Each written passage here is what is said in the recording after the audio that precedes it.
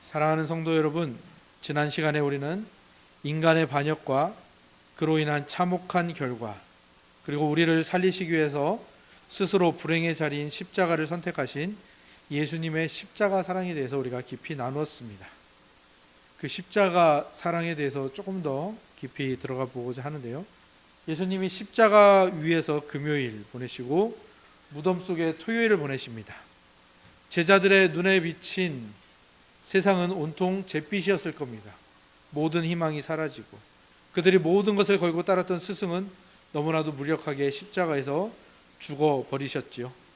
로마의 병사들이 육중한 돌문으로 무덤을 막았고 모든 희망이 끝난 것처럼 보였습니다.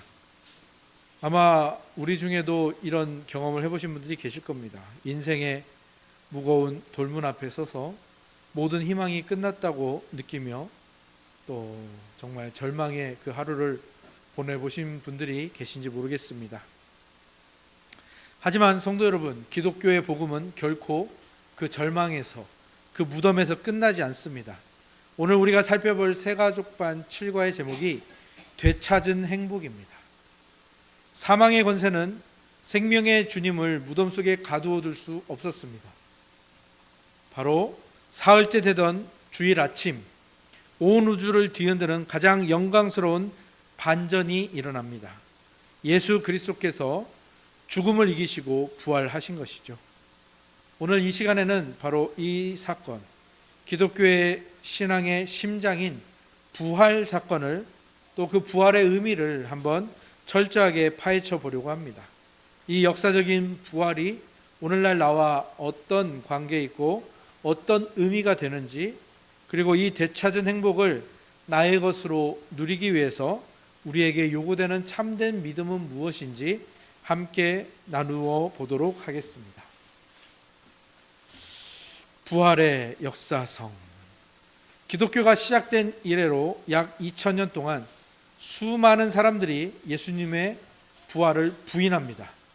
그리고 부활을 믿는 기독교를 공격해 왔습니다.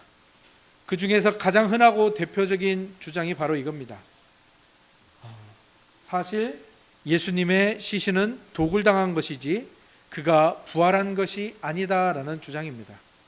초대교회 당시부터 유대 종교 지도자들이 퍼뜨렸던 시체 도굴설입니다. 제자들이 밤에 몰래 와서 시신을 훔쳐갔다라는 겁니다. 여러분, 이 말은 어떤 문제, 이 시체 도굴설은 어떤 문제를 가지고 있을까요? 아까도 요한복음 20장 6절에서 7절을 읽었는데 거기에 기록된 빈 무덤의 현장을 가만히 들여다보면 이 주장이 얼마나 터무니없는 허구인지 단번에 알 수 있습니다.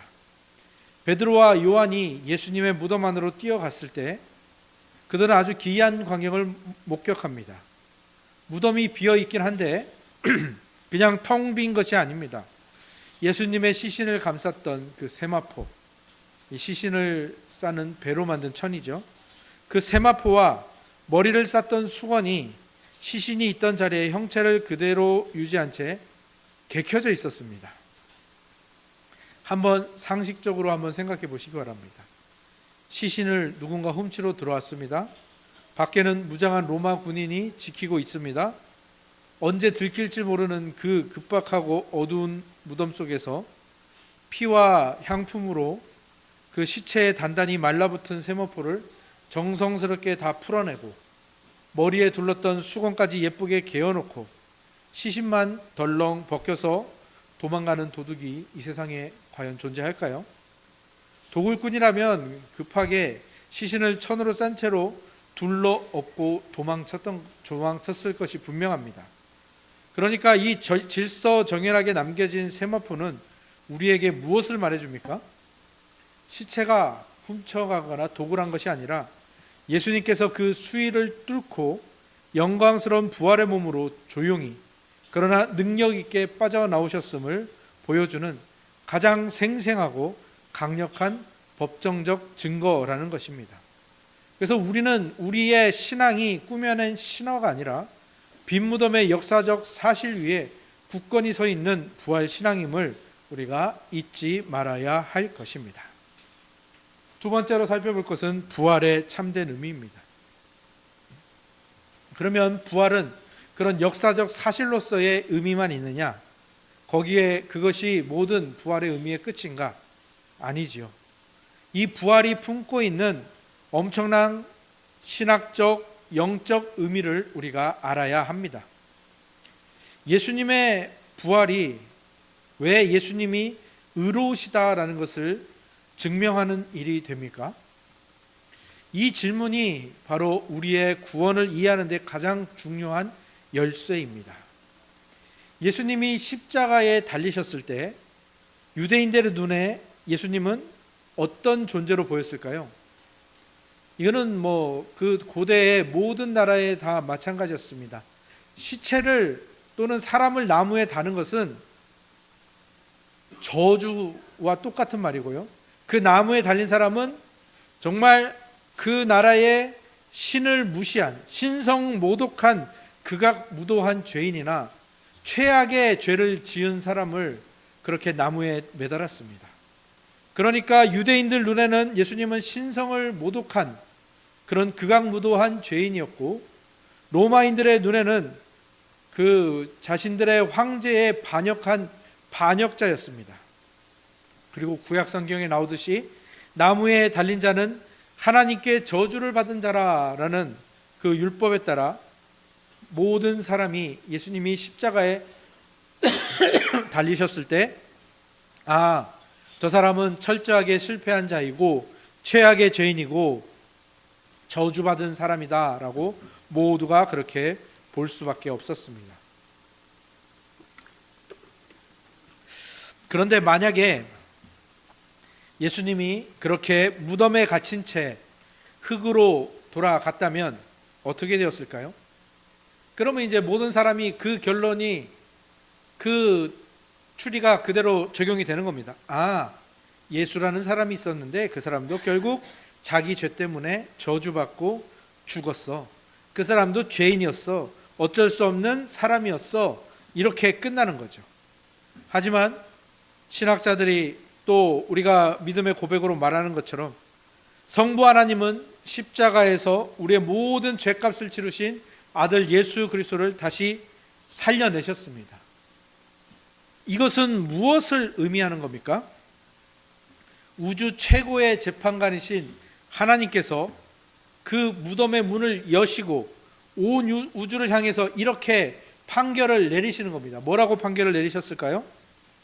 내 아들 예수는 죄인이 아니다. 그는 의로운 자다. 그가 십자가에서 흘린 피는 내 백성의 모든 죄를 씻기에 완벽하고 충분하다. 그러니까 예수님이 부활하셨다라는 것은 그가 그 저주받은 자로 끝나는 것이 아니라 그가 우리를 대신해서 저주를 받았지만 하나님께서 그 아들 예수 그리스도가 죄인이 아니라는 것을 인정하시고 그 저주와 죽음에서 다시 살리심으로 말미암아 그 모든 예수님의 부활과 새로 살아난 그 모든 것들이 우리에게 주어지는 겁니다. 예수님의 부활은 성부 하나님께서 예수님의 십자가 대속 사역을 100% 완벽하게 승인하셨다라는 영수증인 겁니다. 그렇기 때문에 부활하신 예수님과 연합한 우리 역시 어떻게 되는 겁니까? 하나님 앞에서 예수님이 들은 칭호를 우리도 그대로 받는 거예요. 아까 뭐라고 했습니까? 하나님이 예수님을 향하여 내 아들 예수는 죄인이 아니다. 그는 완전히 의롭다. 이게 이제 우리에게 주어지는 칭호가 되는 거예요. 그러면 하나님이 우리 보고 뭐라고 하는 거예요? 여러분의 이름을 넣어서 한번 같이 한번 읽어볼까요? 시작. 내 아들 이삭이는 죄인이 아니다. 이삭이는 완전히 의롭다. 이게 예수님의 부활의 참된 의미입니다. 예수님이 부활하심으로 말미암아 여러분이 뭘 가지게 됐는지 영수증으로 주신 거예요. 그러니까 그 영수증을 보면서 여러분은 내가 어떤 칭호를 받았는지, 죄인이 아니고 온전히 의롭다라는 이 칭호를 받았다라는 것을 여러분들이 부활을 통해서 알게 되는 것입니다. 세 번째, 십자가와 부활은 이처럼 우리를 위한 완벽한 구원의 근거를 마련해 주었습니다. 그렇다면 그리스도의 부활과 이 칭의가 남의 이야기가 아니라 바로 나의 것이 되기 위해서는 우리에게 무엇이 요구되는 걸까요? 많은 신학자들 그리고 많은 신앙의 선배들, 앞서간 사도와 교부와 모든 목사님들이 말하기를 성경을 근거로 우리에게 무엇이 요구되느냐? 이제는 믿음과 회개가 요구된다고 합니다. 오직 믿음으로써 우리가 이 은혜를 누리고요. 그런데 여기서 우리는 아주 조심스럽고 날카롭게 우리의 마음을 점검해 보아야 합니다. 우리가 예수님을 믿는 것, 예수님을 믿는 것과 예수님에 관한 사실들을 믿는 것은 어떻게 다를까요? 예수님을 믿는 것과 예수님에 관한 사실들을 믿는 것, 이건 어떻게 다릅니까? 예수님에 관한 사실들을 믿는 것이 우리 구원을 얻는 참된 믿음이 될 수 있을까요? 그런데 교회에 다니는 분들 중에 이런 오류에 빠진 분들이 참 많습니다. 나는 예수님이 2000년 전에 죽었다 오신 것도 믿고 십자가에서 죽으신 것도 믿고 부활하신 것도 성경의 사실대로 믿습니다. 이건 귀한 일이죠. 하지만 예수님에 대한 그런 객관적인 정보나 사실에 지식적으로 동의하는 것만으로는 구원을 얻지 못합니다. 무서운 사실이지만 마귀와 또 사탄, 귀신들도 예수님이 하나님의 아들이시라는 것과 그가 부활하셨다는 사실을 100% 정확하게 알고 있습니다. 물론 그 사실 때문에 벌벌 떨고 있긴 하지만요. 구원 얻는 참된 믿음은 머리로 고개를 끄덕이는 것을 넘어서는 겁니다. 참된 믿음은 무엇입니까? 나의 지식, 감정, 의지, 나의 전 인격을 다해서 그분을 나의 구원자요, 내 인생의 주인으로 영접하는 전적인 신뢰와 의탁인 겁니다. 내가 쥐고 있던 내 인생의 운전대를 내려놓고 나를 위해 생명을 내어주신 주님께 내 삶을 온전히 맡기는 인격적인 연합, 이것이 우리를 되찾은 행복으로 이끄는 진짜 믿음입니다. 그리고 이 참된 믿음 아까 보았죠? 그리고 이 참된 믿음을 얘기할 때 마치 동전의 양면처럼 결코 분리해낼 수 없는 한 가지가 더 있는데 그게 바로 참된 회개입니다. 오늘날 참 많은 사람들이 이렇게 묻습니다. 회개하지는 않지만 예수 그리스도를 믿는 믿음이 있는 사람은 구원을 얻을 수 있습니까? 저는 웨스트민스터 소유리문답과 신앙 고백서를 빌려서 그리고 이 새가족 반 교재의 내용을 빌려서 단호하게 말씀드립니다. 그런 일은 일어나지 않습니다. 회개 없는 믿음은 존재하지 않습니다. 참된 회개가 없는 믿음은 성립할 수가 없습니다. 상식적으로 한번 생각해 보시기 바랍니다. 자신이 물에 빠져 죽어가는 절망적인 상태임을 알지 못하는 사람이 어떻게 구조대원의 손을 간절히 붙들 수 있겠습니까? 내가 지금까지 살아온 길이 영원한 지옥을 향해 내달리는 파멸의 길이었음을 뼛속 깊이 깨닫고 그 길에서 돌이키는 것, 그게 바로 참된 회개입니다.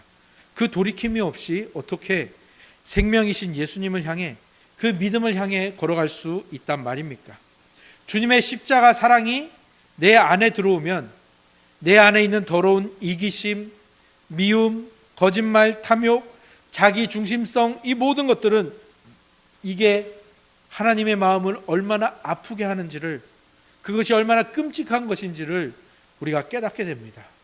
오전 말씀대로 하면 이제 그 매력적인 것들이 이제 더 이상 매력적이지 않게 보이고 그것이 하나님의 마음을 아프게 하는 것으로 보이는 거죠. 그래서 그 하나님의 빛나는 은혜라는 선생님을 만나 그분에게 양육받고 교육받아서 우리의 눈이 뜨여지면 이제는 어떻게 됩니까? 예전에 사랑하던 이 죄를 미워하게 되는 겁니다. 그리고 비록 연약하여 또 넘어지고 또 실수하겠죠. 또 죄를 저지르겠죠. 하지만 계속해서 방향을 다시 돌리는 겁니다. 하나님을 향해서 계속해서 방향을 돌리고 하나님을 향해서 계속해서 걸어가는 이 방향성을 유지하려고 애를 쓰는 거죠. 이게 참된 회개입니다. 참된 믿음은 반드시 삶의 방향을 돌이키는 회개를 동반합니다. 회개가 없는 믿음은 스스로 자기가 믿고 있다고 믿는 종교적 환상에 불과하다라는 것 여러분이 꼭 기억하셔야 됩니다. 부활이 우리에게 주는 의미가 바로 거기에 있습니다. 부활은 우리에게 부활이 역사적 사실, 그리고 하나님께서 예수 그리스도에게 주신 그 모든 그 사역이 100% 이루어졌다라는 영수증이며, 동시에 그것이 내가 아는 것으로, 또 내가 그것을 인정하는 것으로 이어지고, 그것은 항상 참된 회개를 동반한다라는 사실을 기억하시기 바랍니다. 그래서 이제 우리는 부활의 주님께 우리의 삶을 던져야 합니다. 말씀을 이제 결론을 짓겠습니다. 예수 그리스도께서는 죽음을 이기고 부활하셨죠. 빈 무덤이 그것을 증명합니다. 우리를 의롭다 하시는 하나님의 쩌렁쩌렁한 무죄 선언이 온 우주에 울려 퍼졌습니다. 그리고 이제 그 예수님의 그 부활로 인해서 우리와 성부 하나님 뿐만 아니라 삼위일체 하나님과 우리의 영원한 교제, 그 삼위일체 하나님의 사랑의 연합에 우리가 들어가 함께 교제하는 그 행복을 우리가 되찾게 되었습니다. 예수님이 그 문을 부활로 활짝 열어주신 겁니다. 이제 무엇만 남았을까요? 우리의 응답만 남았습니다. 예수님은 부활을 역사적으로 이루셨고요, 하나님은 그것을 무죄 선언을, 그 영수증을 우리의 손에 쥐어주셨습니다. 온 우주에 선포하셨습니다. 이제 남은 것은 우리의 응답밖에 없습니다. 머리로만 동의하는 종교 생활이 아니라 그것은 우리가 멈추어야 합니다.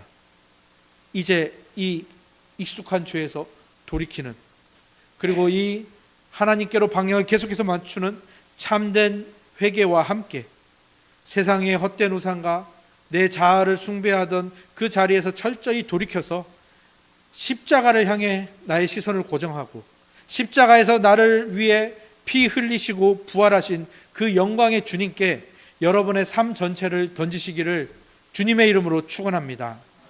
오늘 이 시간 부활의 주님을 향한 진실한 회개와 전적인 믿음으로, 그리하여 하나님께서 예배하신 그 충만한 우리가 되찾은 행복을 여러분의 것으로 누리시며 살아가시는 저와 여러분이 다 되시기를 부활하신 우리 주 예수 그리스도의 이름으로 축원합니다.